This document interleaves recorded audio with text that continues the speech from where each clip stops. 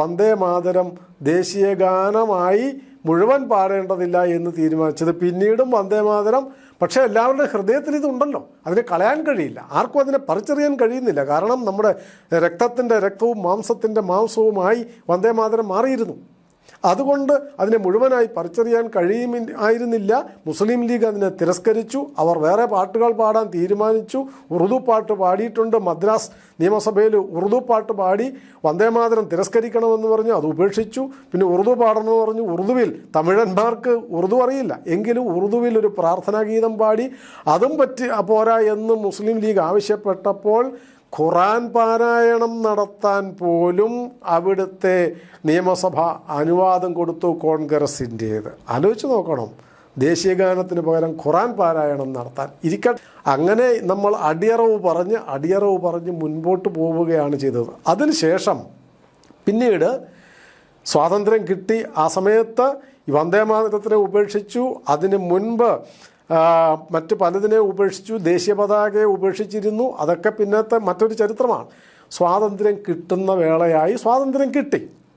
1947 August 15 all India റേഡിയോയിലൂടെ, ആകാശവാണിയിലൂടെ അന്ന് ഒരു ദേശീയവാദിയായ സംഗീതജ്ഞനെ കൊണ്ട് വന്ദേമാതരം മുഴുവൻ പാടിച്ചു.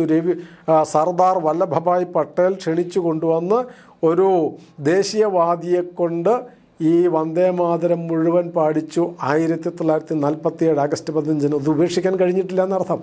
സ്വാതന്ത്ര്യദിന ആഘോഷം നടക്കുന്ന വേളയിൽ ജവഹർലാൽ നെഹ്റുവിൻ്റെ നേതൃത്വത്തിൽ സമ്മേളനം നടക്കുമ്പോൾ അവിടെയും സുചേത കൃപലാനി എന്ന് പറയുന്ന മഹതി വന്ദേമാതരം മുഴുവൻ പാടി. എന്ന് വെച്ചാൽ സ്വാതന്ത്ര്യ ഗീതമായും സ്വാതന്ത്ര്യ ദിനത്തിൽ പാടിയതും ഔപചാരികമായി പാടിയതും വന്ദേമാതരമാണ്, വന്ദേമാതരം മുഴുവനാണ് എന്നർത്ഥം. പക്ഷേ ഒരട്ടിമറി പിന്നീട് നടന്നു. 1948 ചെങ്കോട്ടയിൽ ദേശീയ പതാക ഉയർത്തുമ്പോൾ, ജവഹർലാൽ നെഹ്റു ദേശീയ പതാക ഉയർത്തുമ്പോൾ അന്നേരം ദേശീയഗാനം പാടുന്നത് മിലിറ്ററി ബാൻഡാണല്ലോ. മിലിറ്ററി ബാൻഡിൽ ദേശീയഗാനത്തിന് വന്ദേമാതരത്തിന് പകരം അവിടെ കേട്ടത് ജനഗണമനയാണ്. ഇത് കേട്ട ഒരു മഹാൻ, അദ്ദേഹത്തിൻ്റെ പേര് പറയാം, കൃഷ്ണറാവു ഭുലംബ്രിക്കർ. പണ്ഡിറ്റ് കൃഷ്ണറാവു ഭുലംബ്രിക്കർ എന്നയാൾ, അദ്ദേഹം ദേശീയവാദിയും ദേശീയ പ്രവർത്തകനുമായിരുന്നു. അദ്ദേഹം ഈ പേര് കേട്ടപ്പോൾ, പണ്ഡിറ്റ് കൃഷ്ണറാവു ഭുലംബ്രിക്കർ മിലിറ്ററി ബാൻഡിൽ ജനഗണമന കേട്ടപ്പോൾ അദ്ദേഹം അന്ധാളിച്ചു. മറ്റു പലരും അത്ഭുതപ്പെട്ടു പോയി. ഇതെപ്പോഴാണ് ജനഗണമന ദേശീയ ഗാനമായത്? അങ്ങനെ ഒരു ചർച്ച ഉണ്ടായിട്ടില്ലല്ലോ, ആരും അതിനു മുമ്പ് കേട്ടിട്ടില്ലല്ലോ. അത്ഭുതത്തോടുകൂടി അദ്ദേഹം അതിനോടകം തന്നെ ഭരണഘടനാ നിർമ്മാണ സഭ ഉണ്ടാക്കിയിരുന്നല്ലോ. സ്വാതന്ത്ര്യം കിട്ടുമ്പോൾ ആ വേളയിൽ തന്നെ ഭരണഘടനാ നിർമ്മാണ സഭ ഉണ്ടാക്കിയിരുന്നു. ഇത് കേട്ട 1948 ആഗസ്റ്റ് 15 ഇത് കേട്ട അദ്ദേഹം ഭരണഘടനാ നിർമ്മാണ സഭയിൽ ഈ വിഷയം ഉന്നയിച്ചു. ഇതെപ്പോഴാണ് നമ്മൾ ദേശീയഗാനമായി ജനഗണമന തീരുമാനിച്ചത്? അങ്ങനെ ഒരു ചർച്ച ഉണ്ടായിട്ടില്ലല്ലോ, ഭരണഘടനാ നിർമ്മാണ സഭയിൽ ഈ ചർച്ച വന്നിട്ടില്ലല്ലോ. ഇതെങ്ങനെ, ആരാണ് തീരുമാനിച്ചത്? അതുകൊണ്ട് ആഭ്യന്തരമന്ത്രി ഇതിന് മറുപടി പറയണം എന്ന് സർദാർ പട്ടേലിൻ്റെ നേരെ ചോദ്യമുന്നയിച്ചു. ആ ചോദ്യമുന്നയിച്ചപ്പോൾ മറുപടി പറഞ്ഞത് സർദാർ പട്ടേലല്ല, മറുപടി ഞാൻ പറയാം എന്ന് പറഞ്ഞുകൊണ്ട് ജവഹർലാൽ നെഹ്റുവാണ് മറുപടി പറഞ്ഞത്. അദ്ദേഹം പറഞ്ഞത്, വിദേശ രാജ്യങ്ങളിലുള്ള ഔദ്യോഗിക ഭാരതത്തിൻ്റെ പ്രതിനിധികൾക്ക് ഔദ്യോഗിക ചടങ്ങുകളിൽ പാടാനൊരു ഗാനം, ദേശീയഗാനം വേണം എന്ന് പറഞ്ഞപ്പോൾ അവരുടെ കൈകളിലേക്ക് അതിനോടകം എത്തിച്ചു കൊടുത്തിരുന്നത് ജനഗണമനയെ ട്യൂൺ ചെയ്താണ് എത്തിച്ചു കൊടുത്തിരുന്നത്. ആരെത്തിച്ചു കൊടുത്തിരുന്നത് എന്നതിന് ഉത്തരമില്ല. ഐക്യരാഷ്ട്രസഭയുടെ യോഗങ്ങളിൽ പങ്കെടുക്കുമ്പോൾ ഭാരത പ്രതിനിധികൾക്ക് ഒരു ഔദ്യോഗിക ദേശീയഗാനം വേണമായിരുന്നു. അവർക്ക് അത് റെക്കോർഡ് ചെയ്ത് എത്തിച്ചു കൊടുത്തത് ജനഗണമനയായിരുന്നു. ആര് റെക്കോർഡ് ചെയ്തു, എപ്പോൾ റെക്കോർഡ് ചെയ്തു, ആര് പറഞ്ഞിട്ട് റെക്കോർഡ് ചെയ്തു, അത് ജവഹർലാൽ നെഹ്റു പറഞ്ഞില്ല. വിദേശ രാജ്യങ്ങളുടെ സമ്മേളനങ്ങളിൽ ഇത് വേണ്ടി വന്നപ്പോൾ ഇതാണ് മിലിറ്ററിക്ക് ഒരു ദേശീയ ഗാനം വേണം, അവർക്ക് ട്യൂൺ ചെയ്യാൻ നല്ല എളുപ്പമായതൊന്ന് കേൾക്കണമെന്ന് വിചാരിച്ച് വേണ്ടി വന്നപ്പോൾ ജനഗണമന പാടിയാണ് റെക്കോർഡ് ചെയ്ത് കേട്ടപ്പോൾ പല മിലിറ്ററി ഉദ്യോഗസ്ഥന്മാരും ഇത് വളരെ ഗംഭീരമായിരിക്കുന്നു, വിദേശ രാഗങ്ങൾക്ക് കൂടി ചേരുന്ന തരത്തിലുള്ളതാണ് ജനഗണമന എന്ന് പറഞ്ഞിരിക്കുന്നു അവർ എന്ന് പറഞ്ഞു.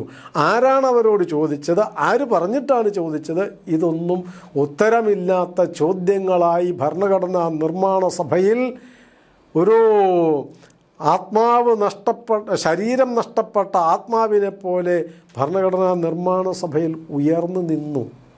ആ വേളയിൽ അങ്ങനെ ഒരു ഉത്തരം പറയുകയും ഒക്കെ ചെയ്തു. പക്ഷെ പിന്നീടും ഭരണഘടനാ നിർമ്മാണ സഭയിൽ ദേശീയഗാനത്തെക്കുറിച്ച് ചർച്ച ഉണ്ടായില്ല.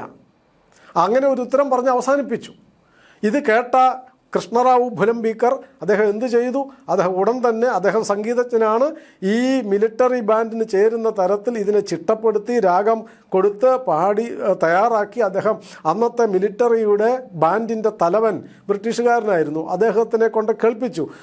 വന്ദേമാതരത്തിനെ ചിട്ടപ്പെടുത്തി കേൾപ്പിച്ചു. അദ്ദേഹം പറഞ്ഞു, ഇതെത്ര സുന്ദരമായിരിക്കുന്നു, വളരെ നന്നായിട്ടുണ്ടല്ലോ, ഇതാണ് ഭാരതത്തിൻ്റെ ദേശീയ ഗാനമാകേണ്ടത്. മറ്റേ അട്ടിമറി അദ്ദേഹം അറിഞ്ഞിരുന്നില്ല. അദ്ദേഹം പറഞ്ഞു, മിലിറ്ററി ബാൻഡിൻ്റെ അധ്യക്ഷൻ പറഞ്ഞു.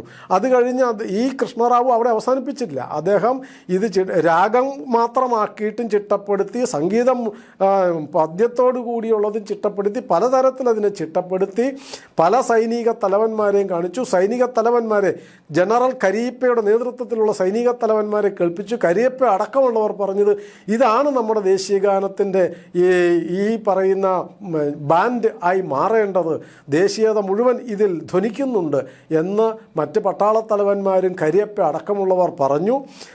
ഡോക്ടർ രാജേന്ദ്ര പ്രസാദ് പട്ടേൽ അടക്കമുള്ള ദേശീയ നേതാക്കന്മാരെ മുഴുവൻ വ്യക്തിപരമായും കൂട്ടായും ഈ ഭുലംബീക്കർ ഇത് കേൾപ്പിച്ചു കൊടുത്തു. അവരെല്ലാം പറഞ്ഞു, ഇത് അതിഗംഭീരമായിരിക്കുന്നു, വന്ദേമാതരം ബാൻഡിൽ കേൾക്കുന്നത് വളരെ സുന്ദരമായിരിക്കുന്നു എന്ന് മാത്രമല്ല നമ്മുടെ ദേശീയ വികാരത്തെ ഉത്തേജിപ്പിക്കാൻ കൂടി ഇത് കഴിഞ്ഞിരിക്കുന്നു എന്നൊക്കെ പറഞ്ഞ് ഈ വിവരങ്ങൾ മുഴുവൻ ജവഹർലാൽ നെഹ്റുവിന് കൈമാറുകയും ചെയ്തു കൃഷ്ണറാവു ഭുലംബീക്കർ. പക്ഷേ 1950 ജനുവരി 24-ന്, ജനുവരി 26-നാണല്ലോ ഭരണഘടന പ്രഖ്യാപിക്കുന്നത്. 24-ാം തീയതി 2 ദിവസം മുൻപ് ഭരണഘടനാ നിർമ്മാണ സഭയുടെ സമ്മേളനത്തിൽ അതുവരെ ദേശീയഗാനത്തെക്കുറിച്ച് ചർച്ച നടത്താതിരുന്ന ആ വേളയിൽ രാജേന്ദ്രപ്രസാദ് അധ്യക്ഷനെന്നുള്ള നിലയിൽ രാജേന്ദ്രപ്രസാദ് ഒരു പ്രഖ്യാപനം നടത്തുകയാണ്. നമ്മൾ ഇന്നോളം നമ്മുടെ ദേശീയഗാനം ഏതു വേണം എന്ന് ചർച്ച ചെയ്തിട്ടില്ല, പല കാരണം കൊണ്ടും അത് സാധിച്ചിട്ടില്ല. പക്ഷേ അതുകൊണ്ട് ഇനി അതിന് സമയവും ഇല്ലാത്തത് കൊണ്ട് ഞാൻ ആ വിഷയം ചർച്ചയ്ക്ക് വയ്ക്കുന്നതിന് പകരം ഒരു പ്രമേയത്തിൻ്റെ രൂപത്തിൽ ദേശീയഗാനത്തെ അവതരിപ്പിക്കുകയാണ് എന്ന് പറഞ്ഞുകൊണ്ട് ജനഗണമന നമ്മുടെ ദേശീയഗാനമായിരിക്കും, തുല്യ പ്രാധാന്യം വന്ദേമാതരത്തിനും ഉണ്ടായിരിക്കും എന്ന് പറഞ്ഞുകൊണ്ട് ഈ ലോകത്തിലെ ഏറ്റവും വലിയ ജനാധിപത്യ രാജ്യത്തിൻ്റെ ഭരണഘടനാ നിർമ്മാണ സഭയിൽ ജനാധിപത്യപരമായ എല്ലാ മര്യാദകളെയും അട്ടിമറിച്ചുകൊണ്ട് ദേശീയഗാനത്തെ ഏകപക്ഷീയമായി പ്രഖ്യാപിക്കുകയാണ് ചെയ്തത്. ഒരു ചർച്ചയും ഉണ്ടായില്ല. അതേ ദിവസം 1950 ജനുവരി 24 അതേ ദിവസം അതേ സമയം ഡൽഹിയിലെ കോൺഗ്രസിൻ്റെ ആസ്ഥാനത്ത് മറ്റൊരു രാജിയും നടന്നു. രാജി നാടകം നടന്നു. നാടകമല്ല, ഒരു രാജി പ്രഖ്യാപനവും നടന്നു. അത് കോൺഗ്രസിൻ്റെ അധ്യക്ഷനായ രാജർഷി പുരുഷോത്തം ദാസ് ധണ്ടൻ, അദ്ദേഹമായിരുന്നു അപ്പോൾ കോൺഗ്രസിൻ്റെ അധ്യക്ഷൻ. ഈ പ്രമേയം വരാൻ പോകുന്നു എന്നറിഞ്ഞ അദ്ദേഹം കോൺഗ്രസിൻ്റെ അധ്യക്ഷ സ്ഥാനത്ത് നിന്നും അദ്ദേഹം രാജി പ്രഖ്യാപിച്ചു. വന്ദേമാതരത്തിനെ ചവിട്ടിപ്പുറത്താക്കിയ, ദേശീയഗാനത്തിനെ തള്ളിപ്പുറത്താക്കിയതിൻ്റെ പേരിൽ ഞാൻ ഇതാ കോൺഗ്രസിൻ്റെ അധ്യക്ഷ സ്ഥാനം രാജിവെക്കുന്നു എന്ന അതേ നിമിഷം കോൺഗ്രസ് ആസ്ഥാനത്ത് അദ്ദേഹം പ്രഖ്യാപിച്ചു. ഇങ്ങനെയാണ് ജനഗണമന നമ്മുടെ ദേശീയഗാനമായത് എന്നോർക്കണം. അത് മാത്രമല്ല, അതിൻ്റെ പിന്നിലൊരു അട്ടിമറി ഉണ്ടായിരുന്നു എന്ന് പിന്നീട് ജവഹർലാൽ നെഹ്റു തന്നെ പറഞ്ഞു. ആ അട്ടിമറി എന്തായിരുന്നു എന്ന് വെച്ചാൽ, ഈ വന്ദേമാതരം ദേശീയഗാനമായി പാടിക്കൊണ്ടിരിക്കുകയും എല്ലാവരും അത് സ്വീകരിക്കുകയും ചെയ്ത വേളയിൽ, സ്വാതന്ത്ര്യത്തോടടുക്കുന്ന വേളയിൽ ജവഹർലാൽ നെഹ്റുവിന് മനസ്സിലായി ദേശീയഗാനമായിട്ട് ഇത് തന്നെയാണ് വരാൻ പോകുന്നത്. പക്ഷേ മുസ്ലിം ലീഗുകാർക്ക് ഇഷ്ടമുണ്ടായിരിക്കുകയുമില്ല. അതുകൊണ്ട് അദ്ദേഹം എന്ത് ചെയ്തു? ജവഹർലാൽ നെഹ്റുവിനെ 39-40 വർഷങ്ങളിലായിരിക്കണം ടാഗോറിൻ്റെ അന്ത്യവേളയിൽ ജവഹർലാൽ നെഹ്റു രവീന്ദ്രനാഥ ടാഗോറിനെ പോയി കാണുന്നുണ്ട്. കണ്ടിട്ട് രവീന്ദ്രനാഥ ടാഗോറിനോട് ആവശ്യപ്പെടുന്നു, നമുക്കൊരു പുതിയ ദേശീയ ഗാനം വേണം, അത് അങ്ങു തന്നെ എഴുതിത്തരണം. അതാരും അറിഞ്ഞിരുന്നില്ല ആ വർഷങ്ങളിലൊന്നും. ടാഗോർ മിണ്ടിയില്ല, മൗനം പാലിച്ചു. കാരണം അദ്ദേഹം അടക്കം ദേശീയഗാനമായി പാടിക്കൊടുത്തുകൊണ്ടിരിക്കുന്നത് വന്ദേമാതരമാണ്. പിന്നെ എന്തിനൊരു പുതിയ ദേശീയ ഗാനം എന്ന് അദ്ദേഹം ചിന്തിച്ചിട്ടായിരിക്കാം. ഏതായാലും അദ്ദേഹം അത് എഴുതി കൊടുക്കാൻ തയ്യാറായില്ല, എഴുതി കിട്ടിയില്ല എന്ന് ജവഹർലാൽ നെഹ്റു തന്നെ ടാഗോറിൻ്റെ ജന്മശതാബ്ദി വേളയിൽ പ്രഖ്യാപിച്ചു. ഞാൻ ഇങ്ങനെ ടാഗോറിനെ സമീപിച്ചിരുന്നു എന്നും മഹാകവി അങ്ങനെ ഒരു ഗാനം എഴുതി തന്നില്ല എന്നും ജവഹർലാൽ നെഹ്റു തന്നെ രേഖപ്പെടുത്തിയിട്ടുണ്ട്. അപ്പോൾ പിന്നെ വേറെ ഒരു സാക്ഷ്യത്തിൻ്റെ ആവശ്യമില്ല. അപ്പോൾ ദേശീയ ഗാനമായി വന്ദേമാതരം വരുന്നതിനെ അട്ടിമറിക്കാൻ നെഹ്റു തന്നെ കാലേകൂട്ടി തീരുമാനിച്ചിരുന്നു എന്നർത്ഥം.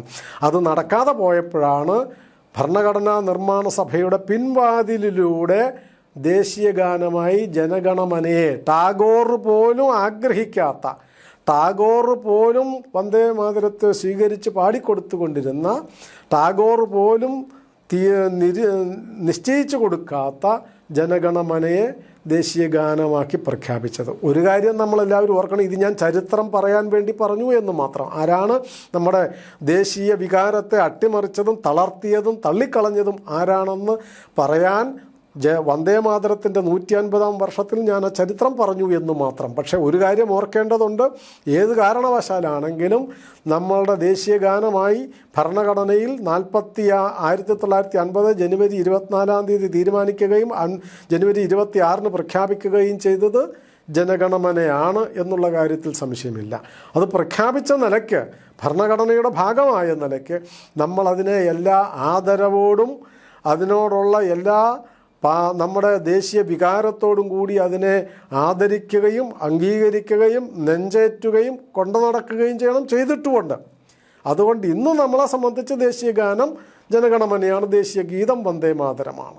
അത് നമ്മൾ മറന്നു പോകരുത്. അതിനോടൊരു അനാദരവും ഉണ്ടാകാൻ വേണ്ടിയല്ല ഇത് പറഞ്ഞത്. യഥാർത്ഥ ദേശീയ ഗാനം ആകേണ്ടിയിരുന്നതിനെ ആരട്ടിമറിച്ചു എന്നും, ഒരു നാടിൻ്റെ അതിനകത്തെ വിശേഷണങ്ങൾ വെറും പൂജാപരമായ വിശേഷണമല്ല. വന്ദേമാതരത്തിൽ ദുർഗയെന്നും ഒക്കെ വാദിക്കുന്നത് ഗുണങ്ങളെയാണ്, ഭാരതമാതാവിൻ്റെ ഗുണങ്ങളെ വാഴ്ത്തിപ്പാടുന്ന ആ വന്ദേമാതരത്തിനെ, കോടാനുകോടി ഭാരതീയൻ്റെ ഹൃദയവികാരമായിരുന്ന വന്ദേമാതരത്തിനെ, അനേകം നൂറുകണക്കിന് തലമുറകളുടെ വികാരമായിരുന്ന വന്ദേമാതരത്തിനെ, ആധുനിക ഭാരത സ്വാതന്ത്ര്യ സമരത്തിൻ്റെ മൂലമന്ത്രമായിരുന്ന വന്ദേമാതരത്തെ നമ്മൾ ഔപചാരികമായിട്ടും അല്ലാതെയും നെഞ്ചേറ്റേണ്ടതുണ്ട്.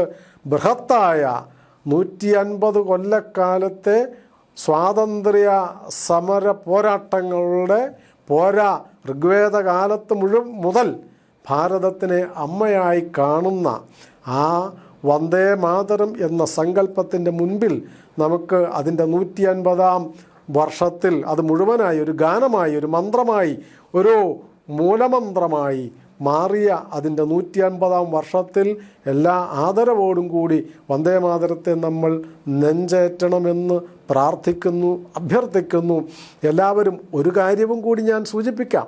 ഇങ്ങനെ ദേശീയഗാനമായി ജനഗണമനയെ സ്വീകരിക്കുന്നു എന്ന് പ്രഖ്യാപിച്ച് ഭരണഘടനയുടെ ഡ്രാഫ്റ്റ് കോപ്പിയിൽ അതെഴുതി ആദ്യത്തെ ഒപ്പിട്ട് ഡോക്ടർ രാജേന്ദ്രപ്രസാദ് ഒപ്പിട്ട് ഒരു പദം പിന്നോട്ട് മാറി നിന്ന് വിളിച്ചത് വന്ദേ മാതരം എന്നാണ്. പിന്നീട് അതിൻ്റെ പിന്നാലെ ഓരോ ഭരണഘടനാ നിർമ്മാണ സഭയുടെ പ്രതിനിധികളും ഓരോരുത്തരായി കടന്നു വന്ന് അതിൻ്റെ ഡ്രാഫ്റ്റ് കോപ്പിയിൽ ഒപ്പിടുന്നു.